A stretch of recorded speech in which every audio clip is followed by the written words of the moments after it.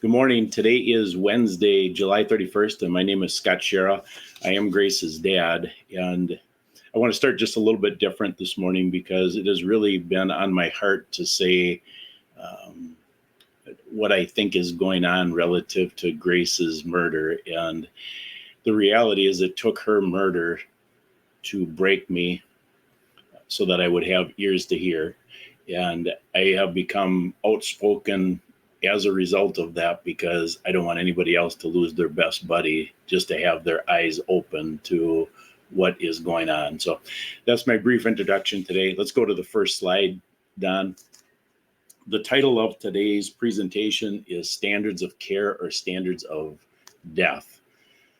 All right, we'll go to the second slide. Big picture, the law of entropy is Satan's greatest weapon, and we've become the boiling frog. So the law of entropy can be explained in two ways. First of all, it can be looked at as going from order to disorder. The second way is from freedom to control. And this is happening, and I believe I've done a monocast on this topic. I believe the law of entropy was introduced in the garden. Before the sin in the garden, I don't think the law of entropy existed, and Satan has been able to masterfully use that law of entropy. And what ends up happening is he makes it look like we have order. So it's going from order to disorder, but yet he wraps it in a bow so that it actually looks like order. And this list that I have here, of course, I'm in the medical lane, so I'm starting with the Hippocratic Oath back in 400 BC, which we did a two-part monocast on that you can look up. Then if you jump into modern history, virology and vaccines came on the scene by Pasteur in the 1880s, then the Flexner Report in 1910, then Medicare and Medicaid in 1965, and then ultimately the topic that I'm on today is standards of care, which came into existence in the 1980s. There's a link on the screen. I'm not pulling it up, but if you want to see the history of standards of care, you can follow that link. So when you think about standards of care, you think, okay, well, that's orderly, standards of care, like standard operating procedures. Well, that's an orderly thing. So it seems like what I said about the law of entropy, that we're going from order to disorder, well, that's not true. Aren't standards of care more orderly? And this is how deceptive Satan is. It's wrapped up in this bow that looks like it's more orderly. And we're going to peel it back today. All right, let's go to the next slide, Don.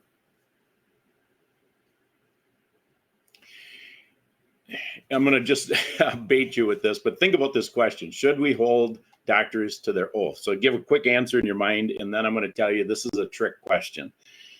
All right, so I did this question for the first time in Maine. I was speaking at a live event a couple of weeks ago, and everybody in the audience said, yes, we should hold the doctors to their oath. All right, let's go to the next slide, Don. Well, here's the Hippocratic Oath. So I've got the first two paragraphs here and then the closing paragraph. I eliminated the guts of it because it's just further explanation. But this is what I wanted to use just to prove the point that we've been deceived. So we have been deceived that the Hippocratic Oath is do no harm. All right, so what is the real Hippocratic Oath? And when you see what the real Hippocratic Oath is, you see quickly we don't want to hold doctors to that oath, and we don't even want them to take the oath. So it says, I swear by Apollo the physician, I'm going to butcher these names after Apollo, Asclepius the surgeon, likewise Hygeia and Panacea, and call all the gods and goddesses to witness. These are all satanic gods. So this is an oath to satanic gods, that I will observe and keep this underwritten oath to the utmost of my power and judgment. So this is exactly what Satan did in the garden when he told Eve, you can be like God through pursuing knowledge. So now we've got, by our own ability, not relying on God, we're going to follow the satanic gods. I will reverence my master, which has already been disclosed as Satan, who taught me the art. Equally with my parents, I will allow him, his master, things necessary for his support, and will consider his sons and brothers. I will teach them my art without reward or agreement. And this is typical how Satan works. If Satan was on a street corner in a red suit and a pitchfork, we'd run. But it's all woven in so we can't see it. Then the closing paragraph, if I faithfully observe this oath, may I thrive and prosper in my fortune and profession and live in the estimation of posterity, or on breach thereof, may the reverse be my fate. And that's the summary of one of the false gospels, the works doctrine gospel. And so you can see, do we really want to hold doctors to their oath? And the answer is obviously no. All right, let's get to the meat here, Don. Let's go to the next. All right, so now we're going to get into modern times here. July 30th, 1965, the Medicare and Medicaid law was passed. And my belief, based on all of my research, is that was by design. And I believe when you see the slides coming up, you'll see that that is reality. So this is how these public officials do it, how the legislation gets passed. They wave the banner, hey, we got to help the elderly and disabled. But it was really a trap. It was a trap so that we can hasten their deaths.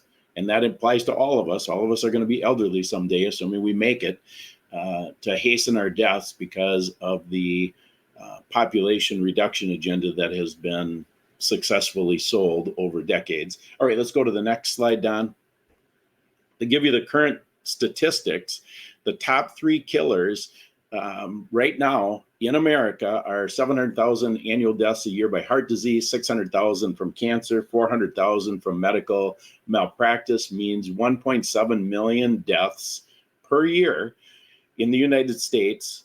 That's 142,000 new medical murders every month just from these 3 methods. There's roughly 2.8 million deaths a year in the United States. The overall entire population, just these top 3 are, you can see the medical system is designed to kill. Then that doesn't include the preborn, which is another 75,000 a month are murdered by the medical profession. All right, let's go to the next slide, Don. So how do they do this? These standards of care, which I want to drill down, they do it through this concept of standards of care. And so I want to go through the standards of care for heart disease and cancer. So heart disease, I have personal experience with, because roughly 6 years ago, I was diagnosed with heart disease and I started researching it. And ultimately, the research showed that there's a big lie relative to heart disease. And the big lie is that heart disease is caused by high cholesterol. So when I went in, they panic, and because I had this high calcium score, and they'd say, well, you got to get on the statin. Your cholesterol is out of sight, and that's causing your heart disease. So I said, well, I'm not into taking drugs, so I'm going to do some research. Well, I did about 300 hours of research and found out that high cholesterol isn't even in the top 10 of causes of heart disease. Well, so then what about the standard of care? Well, what happened was I told the doctor I'm not going to take the statin. As I was leaving the office that day, the nurse pulled me aside. And this was just a wonderful experience. I think God uses these experiences for our training, and he used this for this exact time, for a time such as this, because he knew even at that time, that Grace was going to die the way she did, and I was going to become outspoken. Well, the story is this. So she pulls me aside and said, Scott, you have to take the statin. I said, what are you talking about? I don't have to do anything. And she said, well, you don't understand. She said, our Medicare and Medicaid reimbursement rates are based on our patient population following the standard of care. And I said, well, and I said, I'm not on Medicare and Medicaid. So I think I said, their Medicare and Medicaid reimbursement rates are based on their percentage of patients following the standard of care. So I said, well, I'm not on Medicare and Medicaid. She said, doesn't matter. What happens is Medicare and Medicaid, CMS, Center for Medicare and Medicaid Services, sets the standard of care, and our reimbursement rates for the entire practice are based on what percentage of our entire patient population follows these standards of care.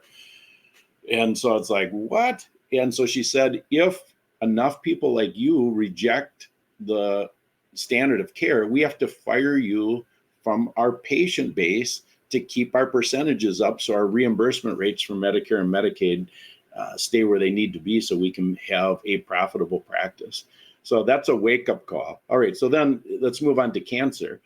So this chart that's on the screen shows you, if you look at whoever put this together did a really good job of laying out all these different types of cancer, and then what ends up being the 5-year success rate. And you can see that the 5-year success rate is 2.1%. So that means chemo, this is relative to chemo, chemo has a 97.9% kill rate. So the standard of care for cancer is cut, radiate, or chemo. That's it. If a doctor doesn't follow that standard of care, you'll see why they do in a little bit, but they have consequences of losing their license and obviously not being paid. So they have to follow the standard of care. They've been programmed to follow the standard of care. They actually believe the standard of care. And then the patient is also programmed. If I did a man on the street interview and just said, if you got cancer, what would you do? And they would say, oh, I go to my doctor and get on chemo or get radiation or possibly surgery. We've all been programmed into this mindset that that's what you do with cancer. The idea that cancer has been cured is hidden from the population. The allopathic medical establishment is blind to it because of their training, and ultimately they recommend a standard of care that is designed to kill you. I mean, it's like, what? And this is why I say this has been by design, part of the population reduction agenda. Let's go to the next slide, Don. So are standards of care inherently wrong?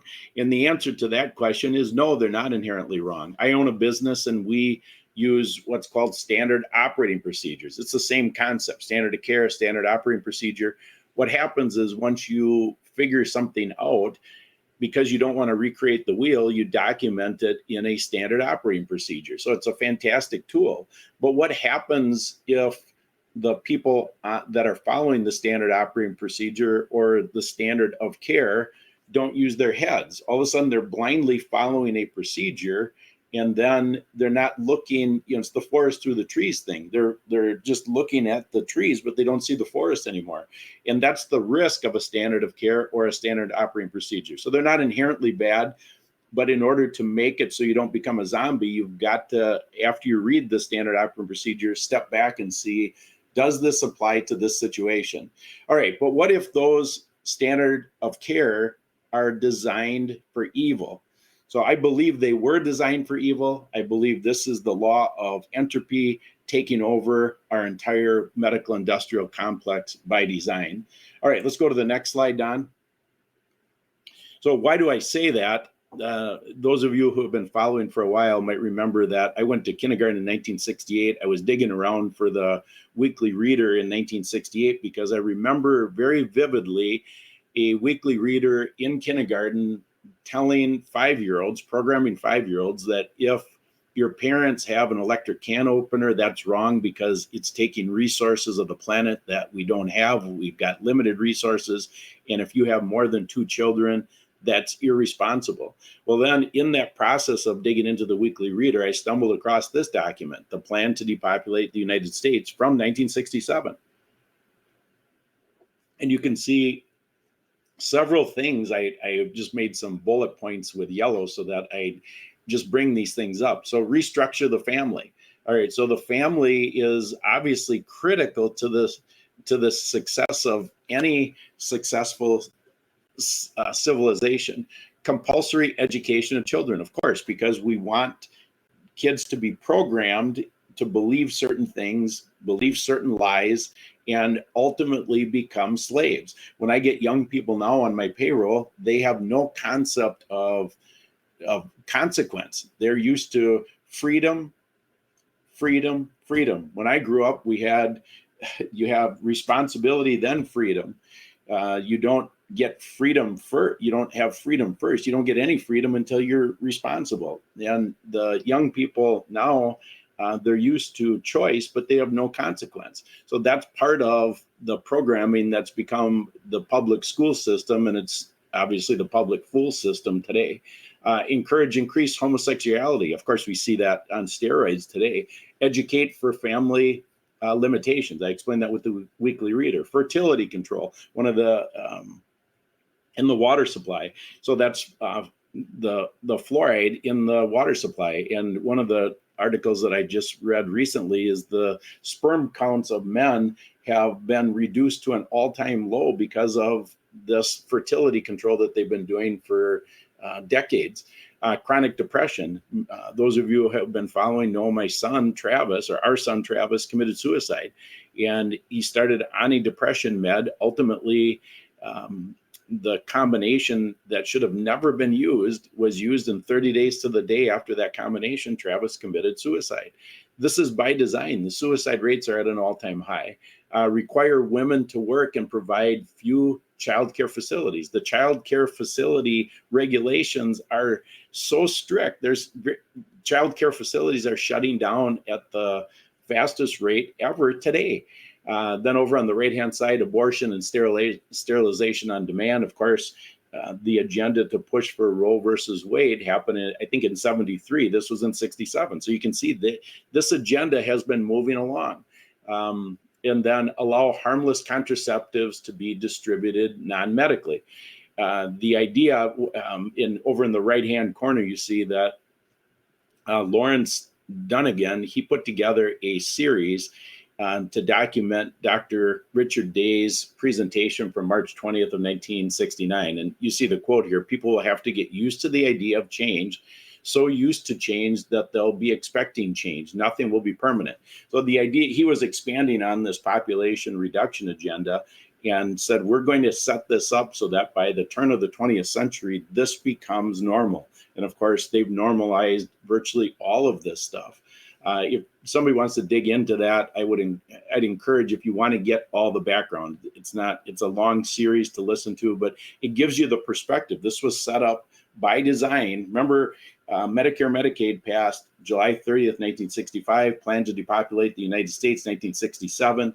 So all of this stuff is been pushed so that we can have the normalization of all of this is what we're experiencing now. All right, Don, let's go to the next slide, which is the clip. So we're going to listen to this clip and then I'll comment on it. Go ahead, Don. How many nursing homes are under federal care, or does the federal government own? Are there any? I know they're state and they're private, but does the federal government have direct control? Are there any federal nursing home facilities? Well, the VA has some nursing homes, but in terms of my agency, the Centers for Medicare and Medicaid Services, we set the federal guidelines of safety and quality, and then we work with the states to inspect these nursing homes to make sure they're adhering to those guidelines. But ultimately, states license these facilities. What the federal government can do if a nursing home isn't compliant is we can withhold their reimbursement from Medicare or Medicaid. Okay, so that was Seema Vima. She's the head of CMS, Center for Medicare and Medicaid Services. So CMS, what I said, writes the standards of care for the whole country. But you can see they don't directly write them because that would be illegal. The government cannot do that because it would be violating the state actor doctrine, where the government is directly controlling healthcare. So they indirectly do it. So they're talking obviously about nursing homes here, but this concept applies to the entire medical industrial establishment, as I explained when I explained my experience after being diagnosed with heart disease. This is huge. I mean, she's admitting here on film that this is in fact the case. The federal government is controlling all healthcare through this elaborate scheme of licensing and withholding payment. All right, let's go to the next slide, Don. All right, so assuming you make it through the first three leading causes of death, so you don't get heart disease and die of a heart attack, you don't get cancer and die of the chemo treatment, and you don't end up in the hospital and become a statistic because of malpractice. Well, they want everybody at the end on Medicare. Medicaid is for the disabled, Medicare is for the elderly. So once you're 65, they want you on Medicare. All right, so the statistics, I'm going to go to this funnel here in a minute. The statistics today, there's 135 million Americans on the program. 38 million were added during COVID. All right, so think through what they do. Well, we got to, a whole bunch of people don't have coverage. We're going to add them. We'll sell this like the government's the savior. Let's get them on Medicare so that they can be covered for their hospital stay for this whole COVID psyop. So they look at this as, okay, look at what we're doing. Look at what our government is doing for you. So now the cost of these programs, along with the related Social Security, is almost $4 trillion a year, over 50% of the annual federal budget. And we've been programmed in this spirit of collectivism. We've got to look out for the good of the population versus the good of the individual. So then non-contributing members of society, you might remember Ezekiel Emanuel said this in 1996, non-contributing members of society don't deserve medical care. What they deserve is Medicare. They don't deserve medical care because why? They're too expensive. So remember, we have a fiat currency. This is all a lie. We write unlimited checks to the Ukraine and Israel, but we don't want to take care of the elderly and the disabled. Why? Because there's a depopulation agenda. Amazingly, when all this shakes out, the benefit payments, if you haven't planned ahead, the benefit payments to you as a person can be reimbursed from your estate. They can have a claim on your assets. It's like, wow, you can't make this up. So can you avoid signing up? That's really the ultimate question. And what I have found is the only way to avoid signing up is to not sign up for Social Security. Because once you sign up for Social Security, you're automatically sign up for Medicare, Medicaid. It is absolutely sick. So now you get to the death funnel. So now the entire population is going to be on Medicare. And then what they have programmed the medical industrial establishment to do is treat the diagnosis, not treat the patient, treat the diagnosis. So you see, I have the note, the diagnosis is the patient. So all of a sudden you get cancer. Okay, this is the type of cancer. We're going to treat that diagnosis. This is the chemo regimen for that type of cancer. They're not looking at the patient at all. Ultimately, the standards of care facilitate following that diagnosis, and out drops the money. And what happens to you? You end up in the grave. So that is what's going on. Let's go to the next slide. The most shocking thing is that we're paying for it.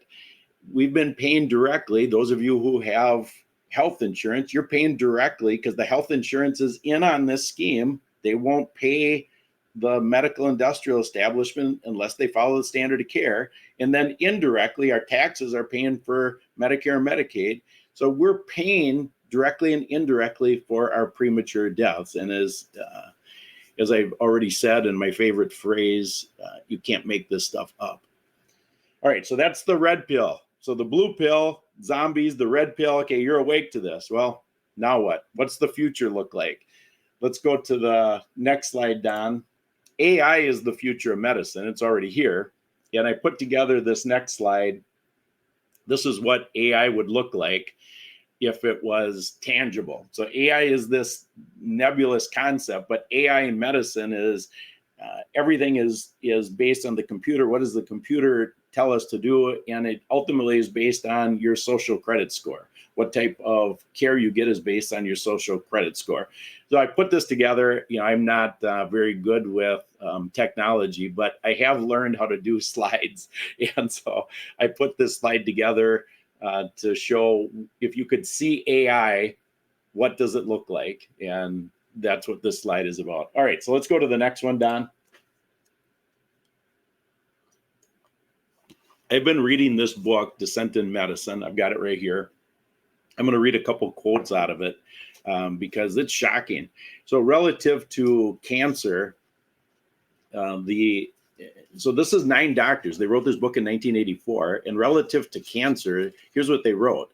The entire field of orthodox oncology will disappear as chemotherapy, surgery, and radiation for cancer are revealed as fundamentally irrational and scientifically insupportable. All right, so these guys are realizing the standard of care model. Remember, standard of care started in the 80s. This is written in 84. They're realizing this is a bunch of crap. We got to warn our profession. And they see this is not right. What they didn't realize is that this whole thing is by design. They thought they could use reason to convince their profession. We're blowing it. That's why it didn't work. Otherwise, you really think, wow, these guys were ahead of their time, and they were. They did a great job. This book is outstanding. You can see they have. Well, actually, I'm going to read it right out of the chapter. All right, they wrote about. I had read about this before, but it's in this book. They read about a strike in Israel. There's an 85-day strike in Israel, and the mortality of doctors, a doctor strike, the mortality rate dropped by 50%. So the mortality rate drops when the doctors go on strike. Ultimately, their conclusion relative to cancer is a patient, this is a quote out of the book, a patient stands a better chance of recovering if he is never diagnosed. You can see Satan is all over this. Even the medical symbol, which is in the middle, you can see, it's a snake. The snake is the Greek god of medicine. The rod represents the gods of Mercury, cleverness, and Hermes, cunning. So, this is our medical industrial establishment. It has Satan's footprint all over it. All right, so let's go to the next slide, Don. Was the standard of care model designed to program us? This particular slide, my daughter Jessica found this on Facebook. This is a labor and delivery nurse. So you can see by what she's doing or what she's stating, she's programmed. So what I see with the medical establishment is the programming with allopathic medicine is so deep that they can't see it. They become blind to it. It's been over so many years. So this labor and delivery nurse has been in this profession at least for 30 years based on what she's saying. So she writes, as a labor and delivery nurse, it was up to me to inject the newborn. Even back then, over 30 years ago, we had patients that would refuse. I know that it was their right as parents to refuse, but as not only a nurse, but also a mother, I just could not send a baby home defenseless. I know what I did was not right, but I would inform the parents I was taking the baby to weigh him or her on a more precise scale and then take them to the nursery and inject them. Just had to do it. No baby was going to bleed out on my watch in spite of the parents' stupidness.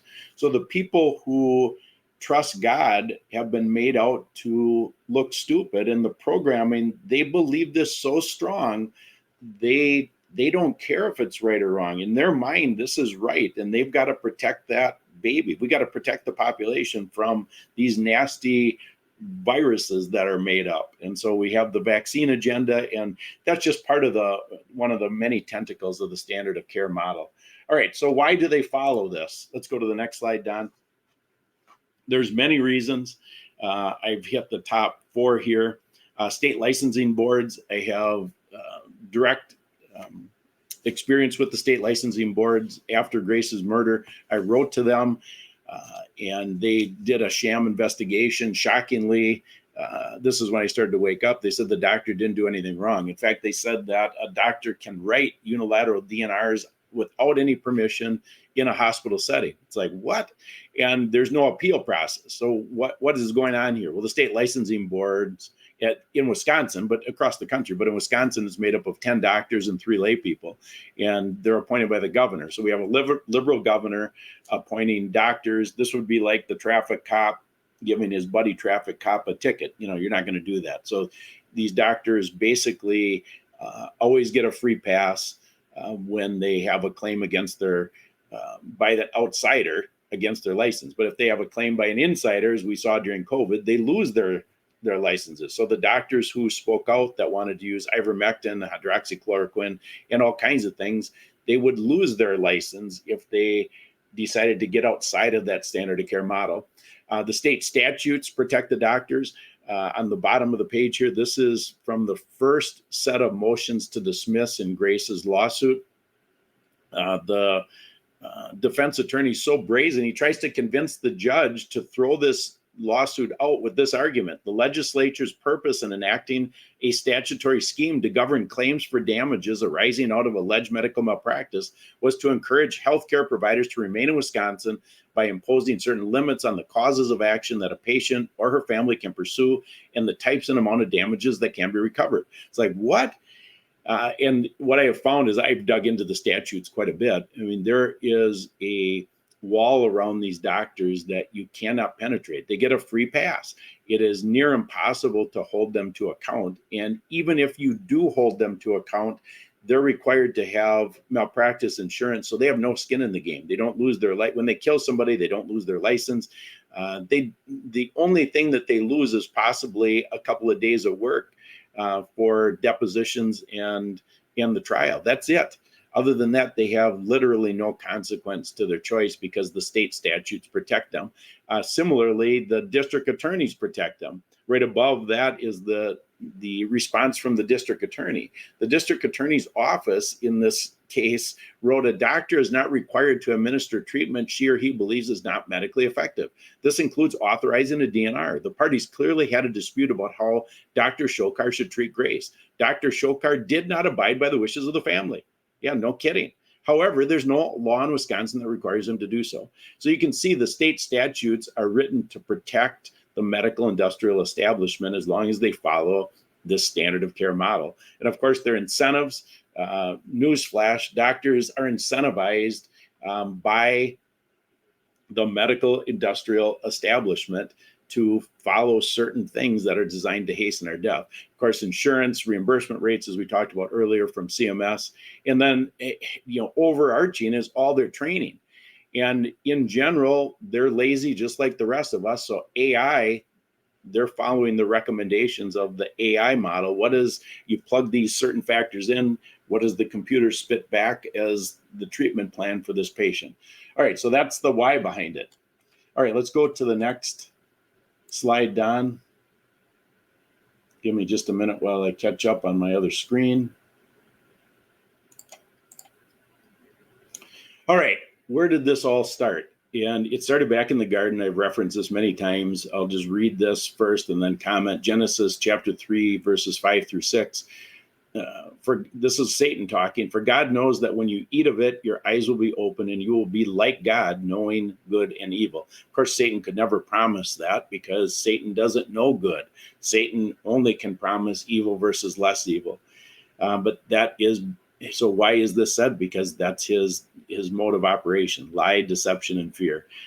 So when the woman saw that the tree was good for food and that it was a delight to the eyes and that the tree was designed to make one wise, she took of its fruit and ate. And she also gave some to her husband who was with her, and he ate. All right, so now we have the first time in history where the idea of pursuing knowledge, and that has become trust the science. So the pursuing knowledge in this lane I am in is called trust the science. So the Flexner report sold that idea. We've got to be science-based, which there's nothing wrong with trusting the science. That's not inherently bad.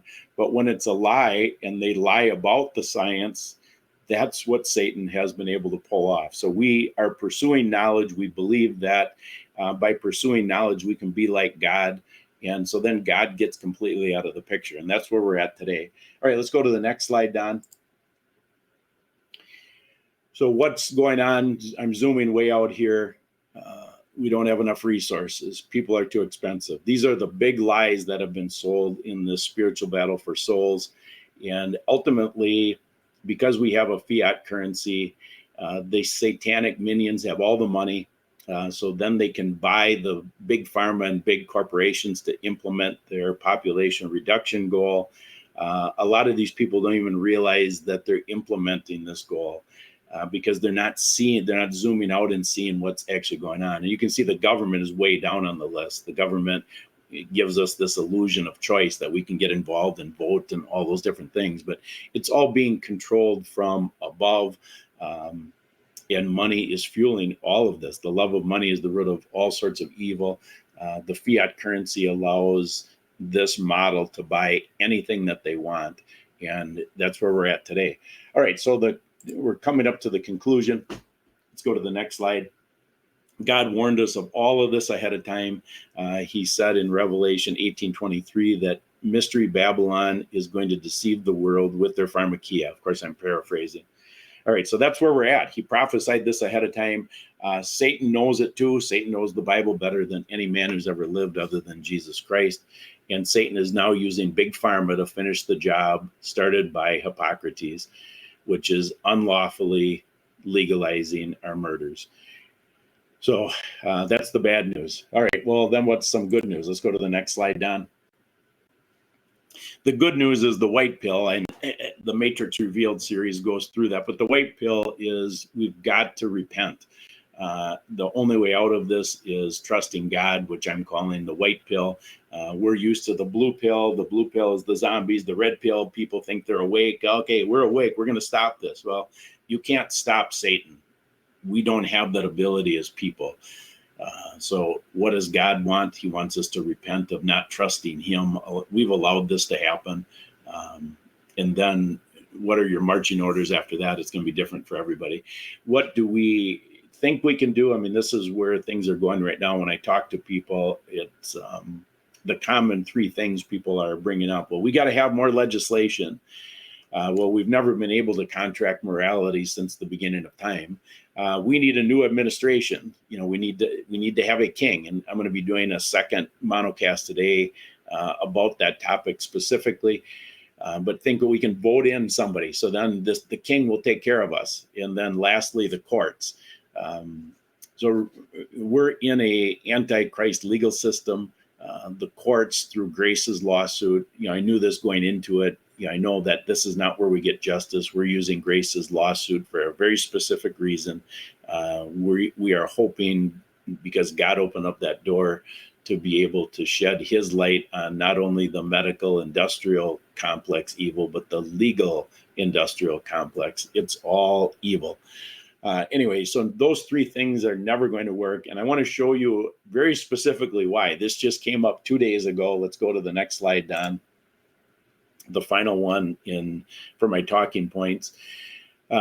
This is how embedded the evil is in our society. So I'll set this up. Cindy is going to go with another lady. When Grace was in Girl Scouts, Cindy and this other lady co-led the Girl Scout troops. And it was neat. You know, I already knew Girl Scouts. You know, you might have this perception of Girl Scouts, but you know, I had dug into it back then and saw, oh my gosh, this is a satanic organization promoting women's lib and all kinds of things that were bad. And before Grace died, the summer before she died, the camp that she was going to go to required her to take the COVID jab. So of course we didn't send her, because that was, you know, it's no surprise they were requiring it because of what I had already learned. But this is how it's like we can't pass legislation to fix this because it's so embedded in our society. I'm going to read this. So Cindy wants to go to this camp with this lady. They're going to help the girls at this camp. And, you know, I think it could be a neat thing to open girls' eyes, but she's going through this thing on the computer to sign up.